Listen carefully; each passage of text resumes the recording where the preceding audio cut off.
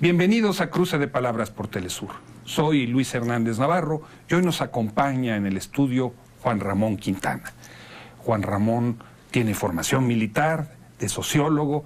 Durante 10 años estuvo como ministro de la presidencia del presidente Evo Morales y actualmente es embajador del Estado Plurinacional de Bolivia en Cuba. Juan Ramón, muchas gracias por acompañarnos. Muchas gracias a ti por la invitación, Luis.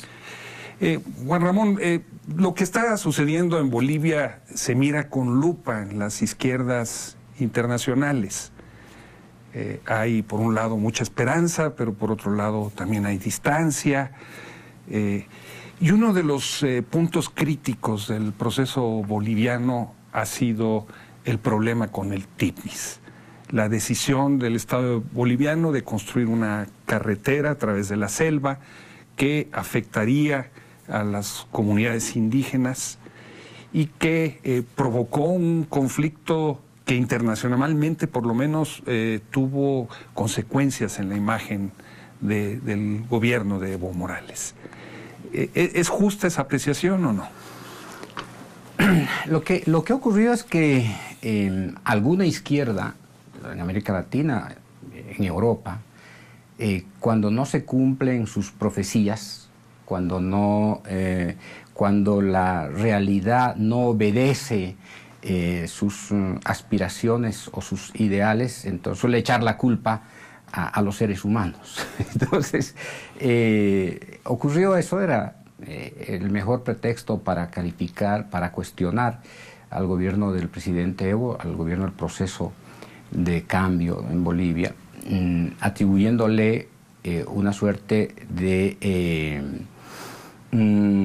podríamos decir, una negación de su propia filosofía política. Evo llegó al gobierno enarbolando la bandera de los pueblos indios y de la defensa de la naturaleza. Y ese proyecto aparece como un proyecto desarrollista, aparece como un proyecto que responde a los intereses brasileños más que bolivianos. Sí, lo que pasa es que ahí, Luis, se montó toda una narrativa antigubernamental que estaba presidida por varios intereses, ¿no? Primero por los intereses de la misma derecha boliviana, que no encontraba un argumento razonable para atacar a fondo la política en general del gobierno. Pero también estaban las organizaciones no gubernamentales que responden a un tutelaje político y financiero extranjero. Estaban los intereses de algunos medios de comunicación que tienen enormes intereses económicos en la región. Por lo tanto, hubo una suma de distintos intereses, de distintas perspectivas para atacar el proyecto de construcción de la carretera. Este es un proyecto que, en primer lugar, hay que reconocer que es un proyecto que viene desde hace casi 300 años. Los propios jesuitas habían pensado en la necesidad de vincular la parte del valle central de Cochabamba con el llano, con los llanos mojeños, en un proyecto de integración del mercado, ¿no? Pero también este fue un proyecto que venía de la propia República. El propio mariscal Antonio José de Sucre había propuesto la necesidad de integrar esta región de Mojos con el trópico y el valle de Cochabamba. Y posteriormente existieron varios otros proyectos. Este es un proyecto que responde a una necesidad geoestratégica, geoeconómica del Estado plurinacional, porque no puedes tener en el siglo XXI dos departamentos que viven juntos sin que estén comunicados. Y entonces era imperativo integrar físicamente estos departamentos por los costos que implica su desvertebración, por la imposibilidad, mira, paradójica, de no atender las necesidades más elementales justamente de los pueblos indígenas que las ONGs, que la Iglesia Católica, que la derecha boliviana supuestamente defendían. Los grandes defensores de la naturaleza, paradójicamente, negaron la condición humana de esos indígenas que durante siglos habían permanecido en el ostracismo, en el aislamiento y por lo tanto invisibles ante el Estado.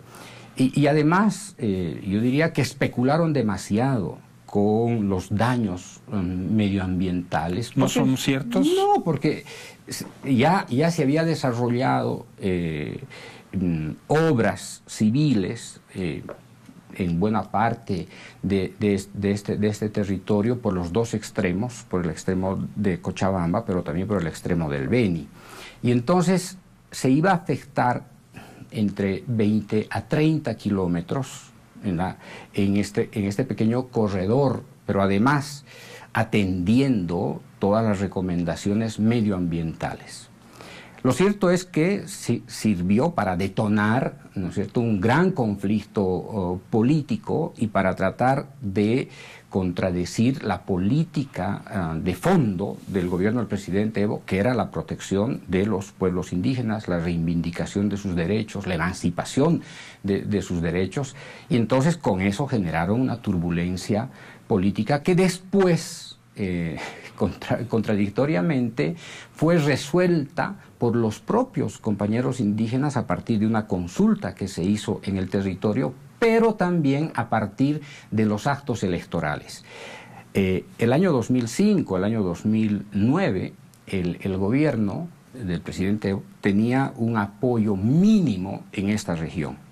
Y cuando el Estado se empezó a ocupar de estos pueblos, se empezó a atender sus necesidades, se empezó a vincularlos, a vertebrarlos, a sembrar de servicios básicos, porque eran efectivamente pueblos que no tenían una posta de salud, que no tenían sistemas de comunicación, de transporte, de educación, vivían realmente en el siglo XVII, en el siglo XVIII. Y entonces cuando llega de manera concertada el Estado, la propia opinión, la propia percepción de estos tres pueblos indígenas se modificó de una manera radical a tal extremo que fue el territorio en el que mayor apoyo electoral tuvimos para el año 2010 y para el 2014. Juan Ramón, Evo Morales ha sido presidente durante 12 años. ¿Por qué volverse a repostular? ¿No hay cuadros de recambio en el proceso boliviano? Sí, hay varias razones, Luis, para la repostulación del presidente, y creo que la razón más importante es la necesidad de dotarle al Estado plurinacional de su proyección estratégica para los próximos años. Yo tengo la seguridad de que no hay ningún líder que sea capaz de articular, de unir al pueblo boliviano. Ningún liderazgo hoy día podría sustituir el liderazgo del presidente, que ha sido capaz de poner fin a un Estado colonial, a un Estado republicano excluyente o a un Estado paria tutelado desde el extranjero. El presidente, apoyado por las organizaciones sociales, que transformó la Bolivia del siglo XIX, del siglo XX, para proyectarla al siglo XXI, es Evo Morales. Pero además hay un factor que es fundamental, Luis, y es la necesidad no solamente darle estabilidad, de seguir impulsando el crecimiento de Bolivia, sino de convertir a Bolivia en un actor estratégico, geopolítico fundamental de la región. Durante mucho tiempo nos acostumbraron a vivir como súbditos en la región, marginados, invisibles, como dicen los mexicanos, ninguneados, ¿no es cierto?, por unos y por otros. Y entonces, hoy día que este nuevo Estado está empezando a proyectarse internacionalmente, a adquirir un peso geopolítico gravitante en la región, tratando de unir el Pacífico con el Atlántico, tratando de convertirse en un corredor de integración de América del Sur, tratando de construir el gran proyecto de la potencia energética para darle estabilidad económica a la región, o el de promover un modelo alternativo de economía inclusiva, plural, participativa. Esta es una necesidad fundamental. Nunca el Estado boliviano había tenido tanto peso, tanta influencia. Yo diría, nunca el Estado boliviano había sido tan importante para la región, pero además del peso relativo en la región, de su posicionamiento geográfico, de ejercer su ubicación estratégica en términos geoestratégicos, o geopolíticos o geoeconómicos. Además de eso, nunca habíamos logrado los bolivianos construir una identidad, orgullo nacional. Nunca habíamos logrado mirarnos en el espejo tal como somos. Nunca nos habíamos acercado tanto al ser nacional. Lo que había ocurrido durante mucho tiempo era un vaciamiento de nuestra identidad, una fractura de nuestra identidad, una suerte de despojo, digamos, del ser nacional. Evo ha transformado todo eso para hacer dar cuenta a la sociedad boliviana y a la región, por supuesto, que Bolivia no había sido solamente ese país pobre, paria, ¿no es cierto?, marginal. ¿Te parece si vamos a una pequeña pausa? Claro que sí. Y a ustedes, amigos, los invitamos a que continúen con nosotros. Volvemos en muy breves instantes.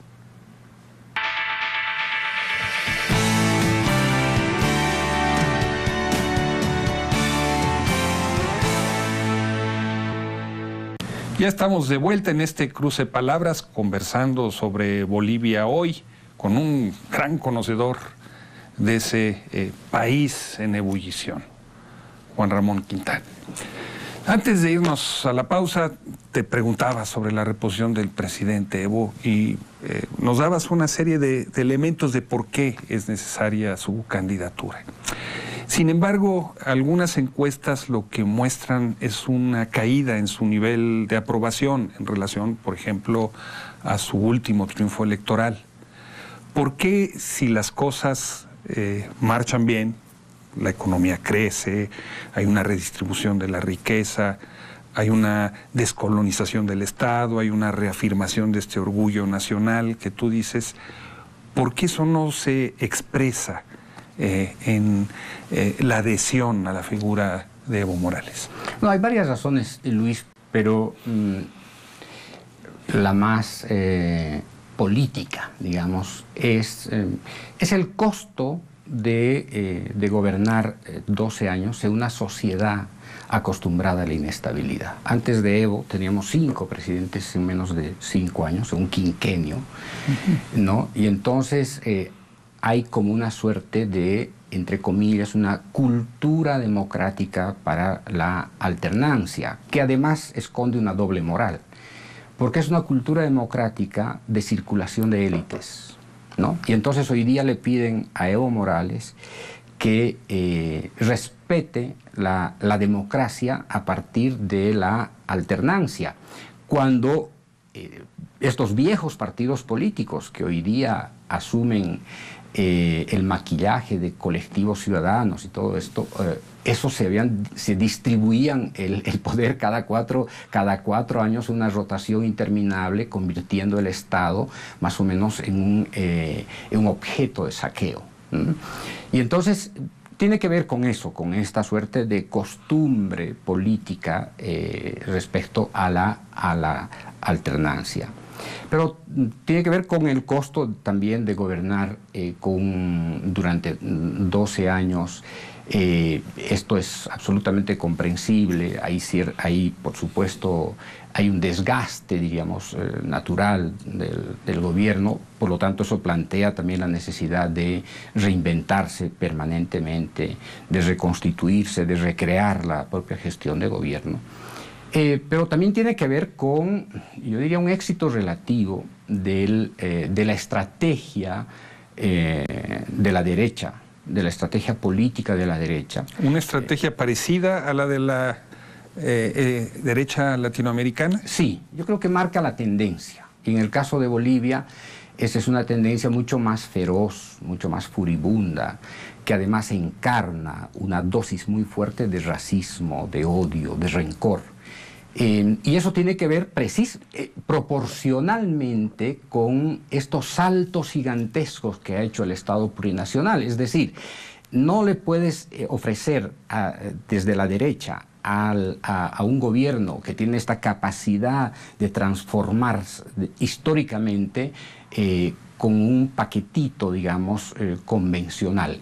Lo que estamos viviendo es una estrategia furiosa, gobernada desde Washington, tutelada desde Washington y operada desde Washington a través de testaferros políticos en Bolivia, que son los partidos, los viejos partidos, y una emergente, yo diría, plataforma política ciudadana que quiere aparecer como neutral políticamente, pero está financiada, por supuesto, por Estados Unidos. Esta posición de la derecha ha encarnado una guerra contra la reputación del presidente, del propio modelo, y entonces el uso, a través del uso de las redes, a través de los medios de comunicación conservadores de algunos, a través de pseudointelectuales, han instalado una matriz de opinión en Bolivia, haciendo creer que el gobierno de Evo es tan corrupto como los gobiernos neoliberales y por lo tanto lo que se necesita es un cambio. Seguramente el discurso va a ser el discurso tipo Macri, ¿no es cierto?, en la Argentina, como ocurrió en la Argentina. Entonces hay este posicionamiento, como hay un alto consumo también mediático entre los jóvenes, entre la clase media. Y también tienes una clase media que es relativamente conservadora. Una clase media que en parte ha sido alimentada por las gentes que las políticas del presidente han sacado de la pobreza. Paradójicamente, has beneficiado a 3 millones de bolivianos para sacarlos de la pobreza, colocarlos en la clase media, pero el error nuestro no es haber construido junto a este desplazamiento un soporte cultural. No estoy diciendo un alineamiento político, sino una explicación racional desde la propia transformación del sujeto de la clase media, ¿no es cierto?, para tratar de responder su movilidad social. Hoy día esta clase media no se responde inteligentemente las razones por las cuales ha sufrido este desplazamiento, este movimiento social, ¿no? Y entonces se responde a través de esta furia mediática, ¿no?, que encarna odio, que genera malestar y que por lo tanto encuentra, casi como en Evo Morales o en el gobierno, las razones de un mayor ascenso, una mayor velocidad, un mayor sujeto consumista, diríamos. Y entonces ahí nos ha faltado desarrollar, por supuesto, una gran revolución cultural. Hablabas de estos 12 años. Ahora hay una nueva generación, que es casi el 30% del padrón electoral, que va a votar y que no vivieron lo que el resto de los bolivianos había tenido que sufrir antes del gobierno de Evo Morales. ¿Esos jóvenes estarán conscientes de cómo eran las cosas antes o dan por sentado que lo que han vivido ahora en términos de bienestar, seguridad, estabilidad, es como las cosas deben de ser? Sí, hay una tendencia a naturalizar la realidad, ¿no?, y no a explicarla. Yo creo que la gran tarea que tenemos es explicar la realidad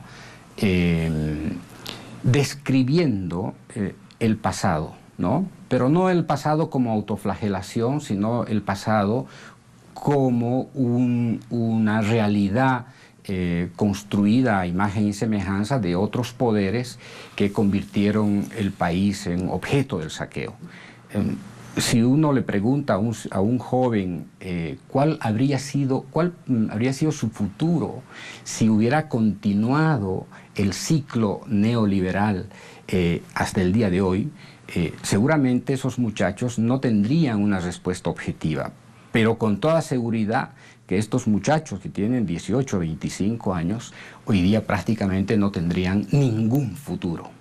Estarían levitando en la incertidumbre, estarían naufragando en medio de la angustia y la desesperación. Hoy día no.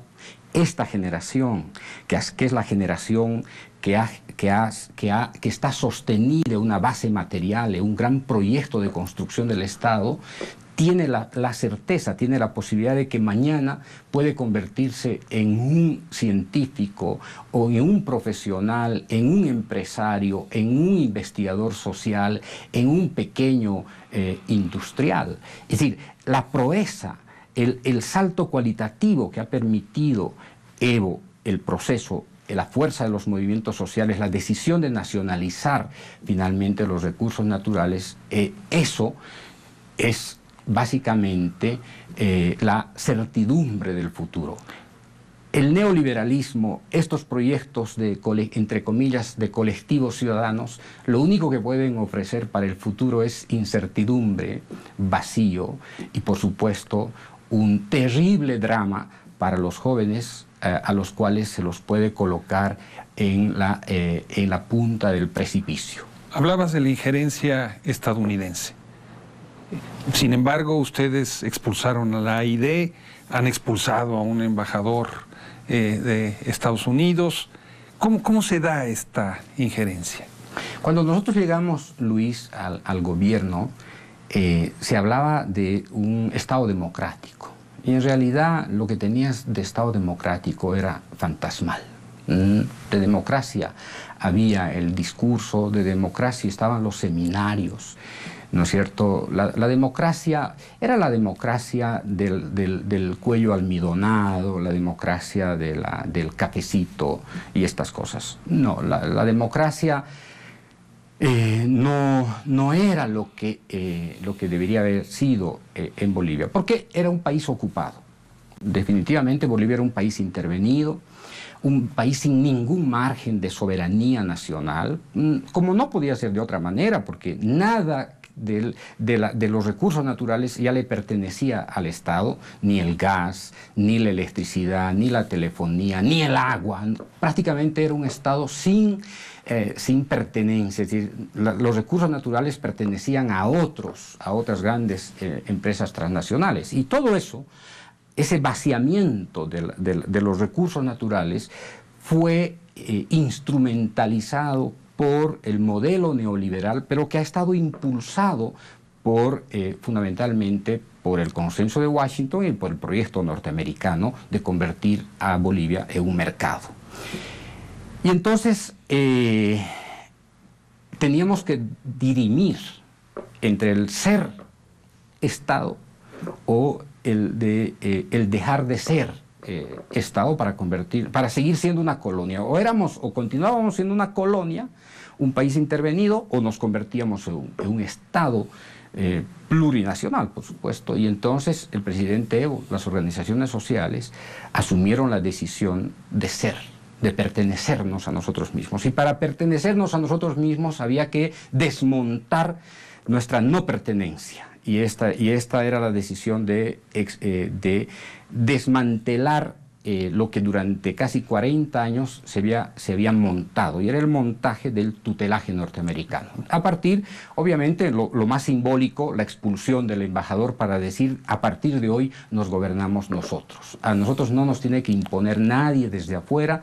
Aquí hay un pueblo democrático que ha decidido construir su historia, ha decidido diseñar su futuro, ha decidido definirse a sí mismo, y por lo tanto se terminó el tutelaje, se terminó la encomienda extranjera, y entonces ya no somos mitallos históricos del norte, ahora somos obreros de nuestra propia historia. Y es eso lo que ocurrió. Sacamos a USAID porque se convirtió en un aparato de desestabilización que financiaba a dirigentes indígenas, a obreros, a campesinos. Entonces, pero siguen interviniendo en el proceso. Siguen interviniendo.